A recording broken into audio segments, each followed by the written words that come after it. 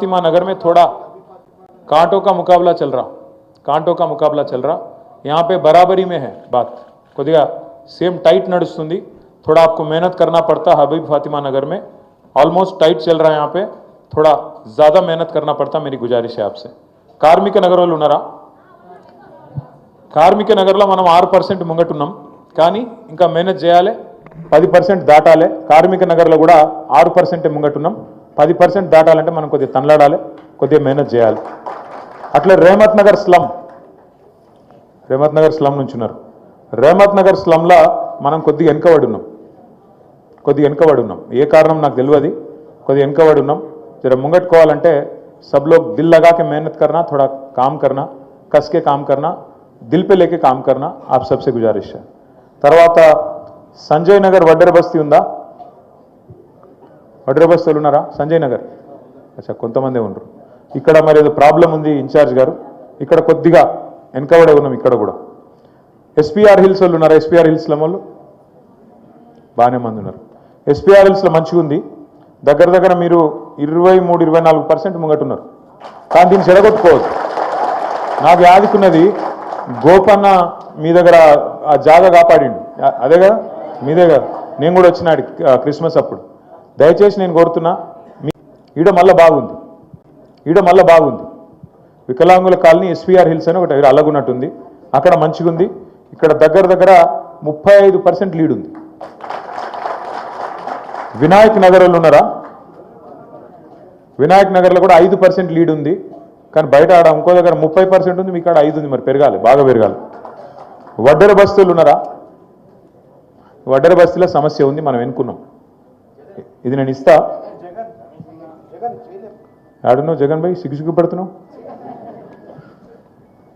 వడ్డెర బస్తీలో సమస్య ఉంది ఇప్పుడు మీరు మీకే అందాజ వచ్చింటుంది ఇప్పుడు ఎక్కడికేంచి అయితే మన కార్యకర్తలు బాగున్నారో ఆడ మంచిగా జోరుగున్నాం ఇప్పుడు వడ్డెర బస్తీలో జగన్ ఒక్కడే ఉన్నాడు ఇంకా వేరే వాళ్ళు వచ్చినట్లు లేరు ఆడున్నారు మరి లేపుతలేవేందే కూర్చో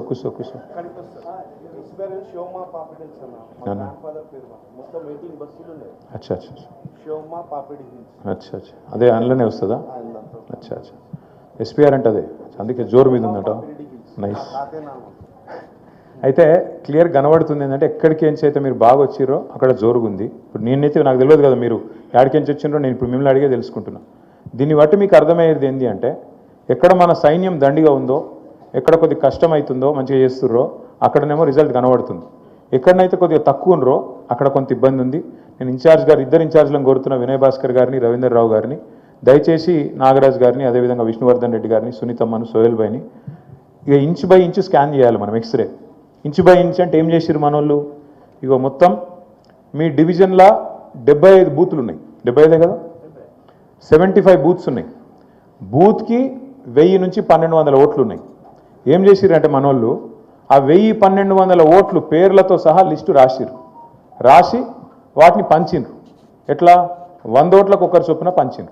పంచి ఏంటంటే 15 మంది బూత్కు పెట్టిండ్రు ఇన్ఛార్జీలు ఇప్పుడు మన పని ఏంది ఇవాళ 10 తారీఖు 17 తారీఖు దాకా అంటే వచ్చే వారం ఈ టైం దాకా మీకు టైం ఉన్నది ఎక్కడైనా దొంగ ఓట్లు ఉంటే వాటిని తీసేయించవచ్చు దొంగ ఓట్లు అంటే ఇవి బయటికి చెప్పేది కాదు లంగలు కాంగ్రెస్లో చెప్తారు మనం ఏం చేయమట్లా లంగ పని దబ్బన ఎక్కడన్నా మనోళ్ళ ఓటు పోతే రాయించాలి ఎక్కడన్నా మనోళ్ళ ఇళ్ళకి పోయి చూసుకొని 100 ఓట్లకు ఇంట్లో వీళ్ళు ఉన్నారా లేదా చూసుకోవాలి ఎక్కడన్నా ఏమైనా కింద మీద ఉంటే దాన్ని కరెక్షన్ చేసుకోవాలి అట్లాగే ఎక్కడన్నా లేని ఓట్లు వాళ్ళు ఏమైనా లంగా రాయించారు అనుకో కంపల్సరీ తీసేయించాలి ఎందుకంటే మీకు ఎరికే మనోడెవడో మందోడెవడో మీకు ఎరికే మాకు తెలియకపోవచ్చు ఇక్కడ కూర్చుంటే కానీ మీరు బస్తీలో మీకు ఎవరు మనకి వేస్తారు బరాబర్ ఎవరు వేయరు మీకు మాకంటే ఎక్కువ మీకు తెలుస్తుంది జర్ర మీరు మనసు పెడితే వారం రోజుల లోపలనే 17 తారీఖు లోపలనే సగం యుద్ధం మీరు గెలిచినట్టే కరెక్ట్గా పనిచేస్తే సగం యుద్ధం ఇప్పుడే గెలిచినట్టు మీరు గట్టిగా మనసు పెడితే జర ఇదేదో రొటీన్ పని అనుకోకుండ్రి ఇంటింటికి పోవాలి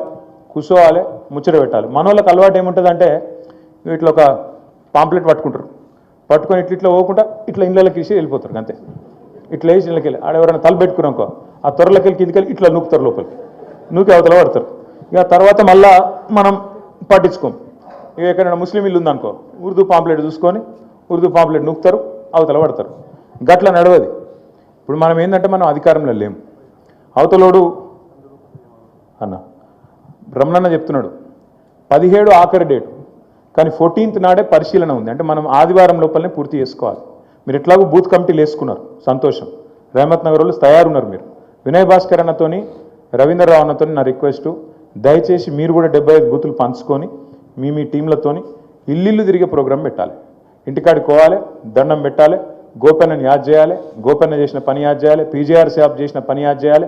చేసి బరాబర్ ఈసారి మళ్ళొక్కసారి ఖచ్చితంగా కేసీఆర్ గారి నాయకత్వానికి మీరు ఆశీర్వాదం ఇవ్వాలి. సార్ క్యాండిడేట్ డిక్లేర్ చేసినాక అందరం కూడా కలిసి క్యాండిడేట్తో సహా వస్తాం. దయచేసి మరి మాగంటి గోపీనాథ్ గారి కుటుంబాన్ని కూడా మనం ఆశీర్వాదం ఇవ్వాలి. పాపం వాళ్ళు ఇట్లా మత్తెలా చచ్చిపోయింది ఆయన, పాపం ఆయనకు అండగా నిలబడాలి అని చెప్పి ఆ మాట చెప్తూ ఇంటింటికి పోయి ఓట్లు కూడా చూసుకోవాలి, ఉన్నాయా లేవా, కొత్తగా చేర్పించాల్సిన ఏమైనా ఉంటే కూడా, తీసేయాల్సినవి ఉంటే కూడా 14 తారీఖు లోపలనే ఈ కార్యక్రమం చేసుకోవాలి. చేసుకుందామా? పక్కా మాటిచ్చిరా? మీరు మాటిస్తే పక్క, ఇసు ఇక్కడ డేంజర్. కానీ ఆడోళ్ళు మాటిచ్చిరంటే పక్క. కొద్దిగా మీరే అటు ఇటు ఉరుకుతూ ఉంటారు. మళ్ళీ మన అన్నదమ్ములు ఆ పని ఈ పని, అడురుకుడు ఇటురుకుడు. మహిళలు మాటిచ్చిరంటే పక్కా ఉంటుంది. కానీ నా రిక్వెస్ట్, ఇది ఆషామాషిగా తీసుకోకుండ్రి. మనందరం పర్సనల్గా ఒక యుద్ధంలాగా కొట్లాడితేనే మనకు రిజల్ట్ వస్తుంది. ఎందుకంటే అవతలోళ్ళు తక్కువ వాళ్ళేం కాదు, వాళ్ళు ఇలా సర్వశక్తులు అడ్డుతారు. అధికారంలో ఉన్నారు, అడ్డగోలు పైసలు ఉన్నాయి, బెదిరిస్తారు.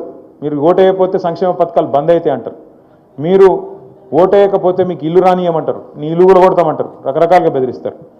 మాట్లాడేది మాట్లాడాలి, చేసేది చేయాలి. ఎందుకంటే ఆ లోపల పోయినాక ఓటు వచ్చేది ఎవరికి తెలియదు, బ్రహ్మదేవునికి కూడా తెలియదు. కంపల్సరీ మనం ఏం చేయాలంటే మూతోడ్ జవాబు ఎక్కడియాలి, ఆ బటన్ ఒత్తి కారు గుర్తు, కారు రైమని ఉరుకుతుంటే మెజారిటీ గోపన్నకు 16,000 వస్తే ఈసారి మనకు 32,000 దాటితేనే బ్రహ్మాండంగా మనం గెలిచినట్లు లెక్క. పోయినసారి కూడా హైయెస్ట్ మెజారిటీ వచ్చింది మనకు మొత్తం జూబ్లీహిల్స్ ఎక్కడ 5,700 మెజారిటీ.